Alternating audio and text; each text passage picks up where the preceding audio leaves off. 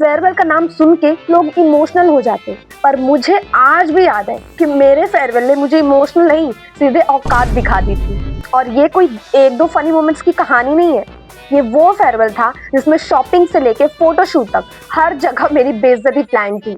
अगर तुम्हें लगता है ना कि तुम्हारा फेयरवेल अजीब था, तो मेरी स्टोरी सुनने के बाद तुम अपने फेयरवेल को रिस्पेक्ट देने लग जाओगे। टीचर ने कैजुअली बोला कि इस साल फेयरवेल रखा जाएगा। बस यही से 3 हिस्सों में क्लास टूट गई।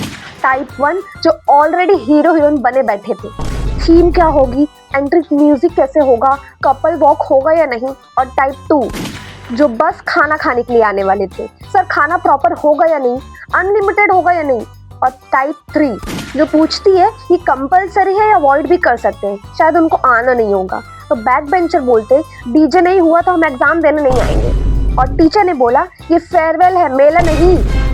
तब मुझे पता चला कि फेयरवेल कम और तमाशा ज्यादा होने वाला है। फेयरवेल का नाम सुन के मैं तो बहुत ज्यादा खुश थी, क्योंकि मैंने सोचा मस्त तैयार होके आना होगा, खाने को मिलेगा, टीचर लोग डांटेंगी भी नहीं, क्योंकि हम पढ़ने नहीं आने वाले थे, सिर्फ मस्ती करने आने वाले थे। डांस पार्टी होगी, बहुत ही ज्यादा मजा आएगा। पर मुझे क्या पता था कि क्या क्या होने वाला था। मैंने सोचा था सबसे अच्छी मैं ही दिखूंगी, तो उसके लिए मैं तैयारी करना शुरू कर दी।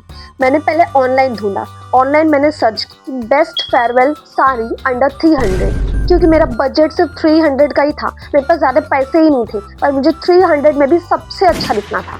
एक साड़ी मुझे पसंद भी आ गई, उसका कलर भी बहुत अच्छा था, वो कलर मेरे पर अच्छा भी लगता। पर मेरी मम्मी ने बोला कि ऑनलाइन ऑर्डर करना नहीं है, क्योंकि ऑनलाइन ऑर्डर अच्छा नहीं आता है, उसकी क्वालिटी अच्छी नहीं होती है, दिखाते कुछ और है और आता कुछ और है। तब मैंने सोचा कि ये भी गई, ये एक साड़ी बहुत ही मुश्किल से मिली थी, वो भी नहीं मिलेगी। तो मम्मा ने बोला कि हम मार्केट से जाके बहुत ही अच्छी साड़ी ले आएंगे, 300 में तो बहुत ही अच्छी साड़ी मिल जाएगी। मैंने सोचा मम्मी कुछ बोल रही तो शायद सही बोल रही होंगी। फिर मैं और मम्मी शॉपिंग के लिए मार्केट गए। हम लोग एक शॉप में गए, सेल्समैन ने बहुत सारी साड़ी दिखाई, मुझे उसमें से कुछ भी नहीं पसंद आया। ऐसे करके हम 1-2 घंटे तक मार्केट में घूमते रहे। फिर आखिरकार हमको एक शॉप दिखी जहाँ पे शायद अच्छी साड़ी मिल सकती थी। तो हम लोग अंदर गए, उसने 4-5 साड़ियाँ दिखाई, और 4-5 साड़ियों से ही मुझे एक साड़ी पसंद आ गई। तब फाइनली मैंने उसको ट्राई किया, वो मेरे पर अच्छी भी लग रही थी। तो हम लोगों ने बिलिंग की, और स्पेशली वो मेरे बजट में थी, 300 में, और बहुत ही सुंदर साड़ी थी। और जो कलर मुझे चाहिए था, ब्लैक कलर, वही थी, क्योंकि चाहे कोई भी कलर पहन लो, सबसे ज्यादा दिखाई ब्लैक कलर ही देता है और सुंदर भी लगता है, चाहे कोई भी स्किन टोन हो। अब आउटफिट का काम तो हो गया था, अब बारी थी इयररिंग्स की, जो मुझे बड़े बड़े ब्लैक कलर के इयररिंग्स चाहिए थे। मैं मार्केट में बहुत देर तक ढूंढी, पर मुझे कोई भी ब्लैक कलर का इयररिंग नहीं मिला। फिर एंड में मुझे व्हाइट कलर के बहुत ही सुंदर इयररिंग्स मिले, जो ब्लैक कलर की साड़ी में अच्छे भी लग रहे थे, क्योंकि वो कॉन्ट्रास्ट कलर दे रहे थे। और आप सोच भी नहीं सकते, उन इयररिंग्स का प्राइस था 299, ऑलमोस्ट साड़ी जितना प्राइस।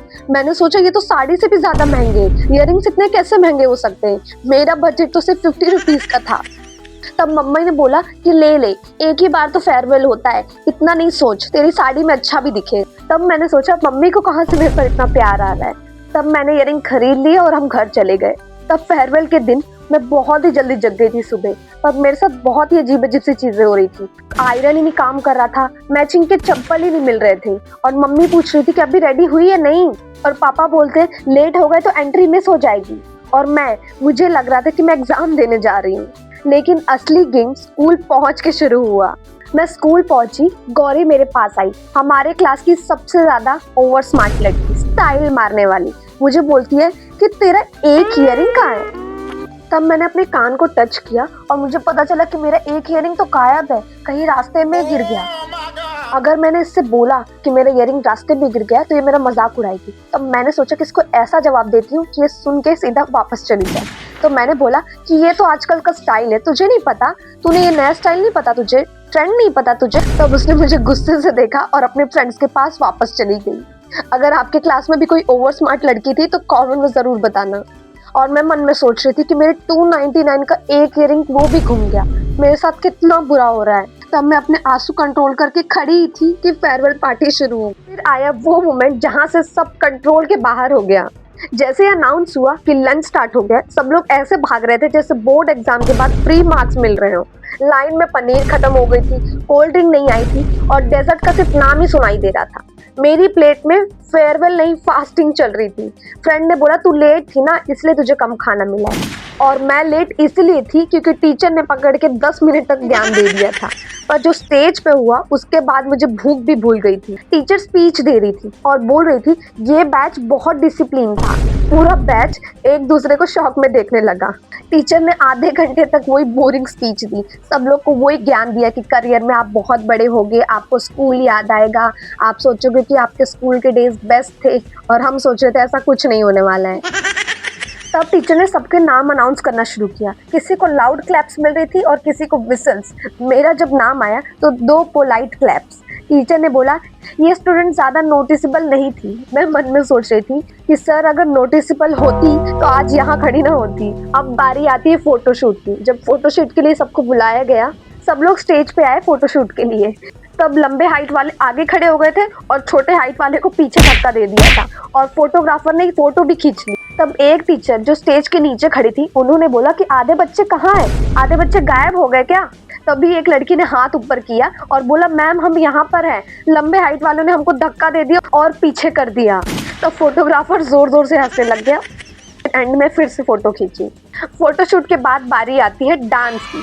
डांस में इतना मजा है कि आप सोच नहीं सकते। तो डांस में क्या हुआ, टीचर्स ने डीजे ऑन किया, सब बच्चे अपने अपने स्टाइल में डांस करने लग गए। कभी चिकनी चमेली गाना बजता तो कभी जिंग जिंग जिंग जिंग जिंगाट बजता। सब लोग ऐसे डांस कर रहे थे जैसे स्टिंग पी के आए हो।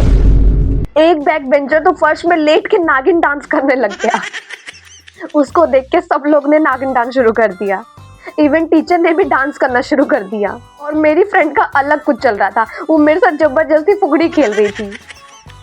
वहां सब लोग नागिन डांस कर रहे थे और इसको फुगड़ी खेलने की पड़ी है। सब लोग को इतनी खुशी थी स्कूल खत्म होने की कि सब लोग अपना पूरा दम लगाकर नाच रहे थे। अगर आपको वीडियो अच्छी लग रही हो तो अपने फ्रेंड्स के साथ जरूर शेयर कीजिए। इतना सब करने के बाद एंड में सब लोग खुशी खुशी अपने घर चले गए। स्कूल खाली हो गया, गेट बंद हो गया। तब समझ आया फेयरवेल परफेक्ट नहीं होता है, बस यादें परमानेंट हो जाती हैं, चाहे वो कितना ही एम्बैरेसिंग क्यों ना हो। अगर तुम्हारे फेयरवेल में भी ऐसा कांड हुआ है तो कमेंट में लिखो, और अगर नहीं हुआ है तो मान लो कि तुम लकी हो। अगर आपको ये मेहंदी डिजाइन अच्छा लगा हो तो लाइक जरूर करना। Thank you for watching.